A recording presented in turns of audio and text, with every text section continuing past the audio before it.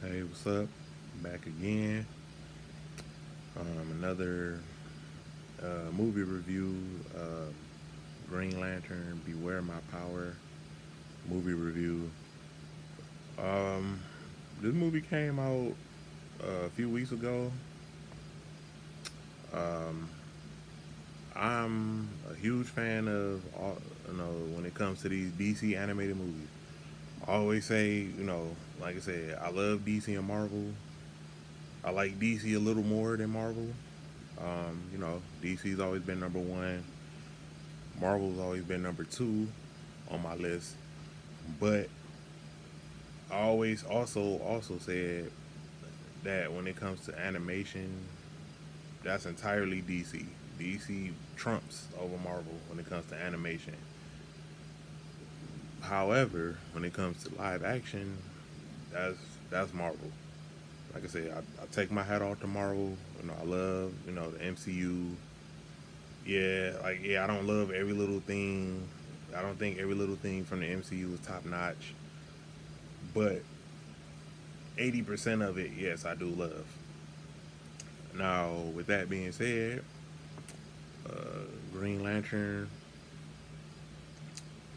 DC is kind of DC and Warner Brothers is kind of like in a weird relationship when it comes to Green Lantern. Anything Green Lantern related, like I said, he had one live action movie that bombed, and then all of a sudden, nope, we pulling the plug on everything Green Lantern. Nope, his animated series got canceled after one season, which was very good.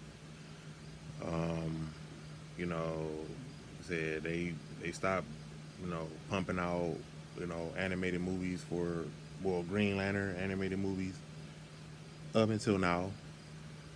Um, this is what the fifth installment in the DC animated to Tomorrowverse. So it's pretty much set in the same universe with Superman, Man of Tomorrow, Justice Society, World War II, and Batman: The Long Halloween two-parter. So this is like the fourth installment. I liked it, man. It's centered around John Stewart, which is, you know, my favorite human Green Lantern. Him and Kyle Rayner. Another typical origin story. John Stewart. We get a little bit of his backstory at the beginning of the movie. He's a U.S. Marine, a sniper, and I think they were in Iraq.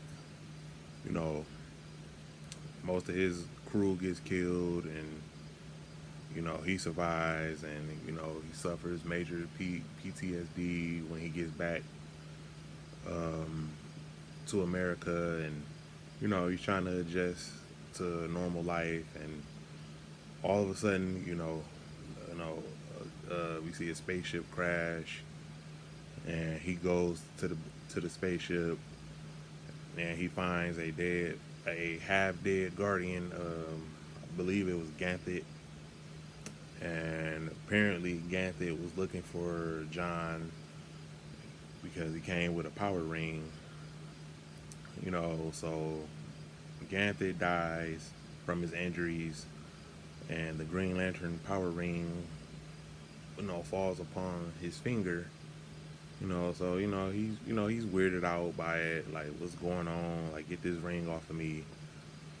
And he gets blasted into space, and he comes across the watchtower, and we get to meet um, three of the Justice Leaguers in the movie: Martian Manhunter, Green Arrow, and Vixen.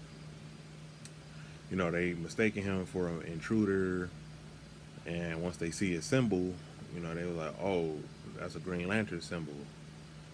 Where did you get that power ring from?" So he's trying to explain what's happening, and they find out that it belonged to Hal Jordan, who was a member of the Justice League, and he's been missing in action for like over a year. So Green Arrow and John Stewart go travel out to space to go to Oa to get answers. And when they arrive on Oa, it's pretty much a waste dump. You know, everything is destroyed. Everybody's dead.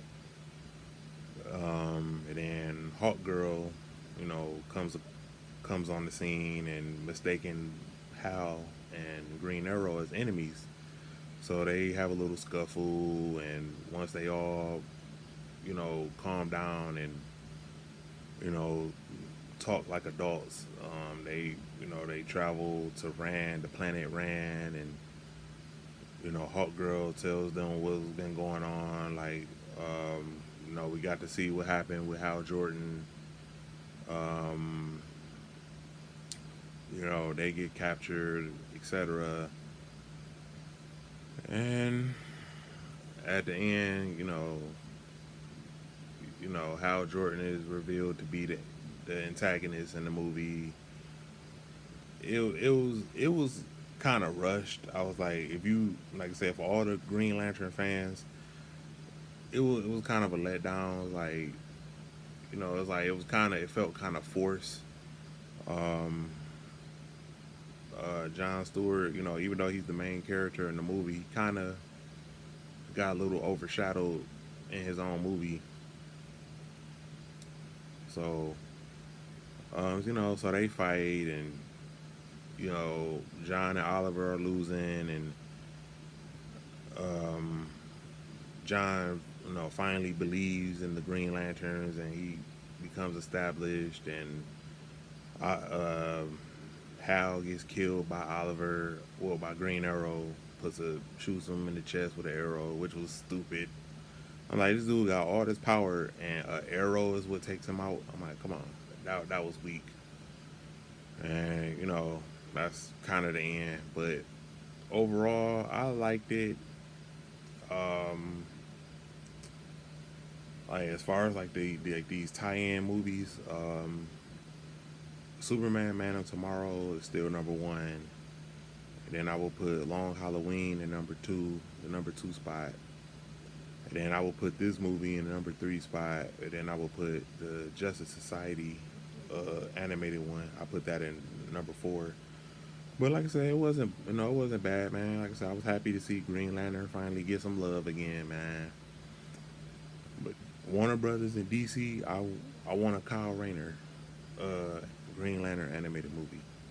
I'm getting sick and tired of Hal Jordan and John Stewart all the time. I want a Kyle Rayner uh, Green Lantern movie, because he don't get no love when it comes to animation, except for like his earlier like appearances. And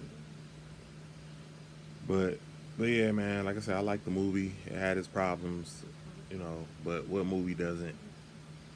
But next time, peace, one love.